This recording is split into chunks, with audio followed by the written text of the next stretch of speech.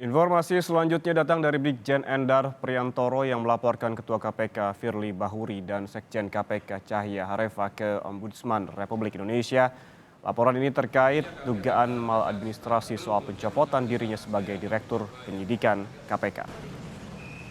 Dengan membawa sejumlah bukti, Brigjen Endar Priantoro Senin petang resmi membuat laporan di Ombudsman Republik Indonesia Kuningan, Jakarta Selatan. Endar melaporkan Ketua KPK Firly Bahuri dan Sekjen KPK Cahya Harefa terkait dugaan maladministrasi atas pencopotannya sebagai Direktur Penyidikan KPK. Dengan adanya laporan ini, diharapkan Ombudsman segera menindaklanjuti permasalahan yang dialaminya.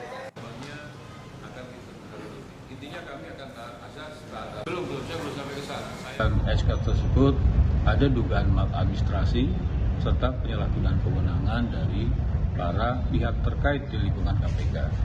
Dan tentunya kami percaya Ombudsman RI punya kompetensi. Kami mengharapkan seandainya memang terjadi maladministrasi sesuai kewenangan dari Ombudsman, kami mengharapkan ada tindak lanjut tentang pembatalan SK tersebut. Tentunya ini proses ya.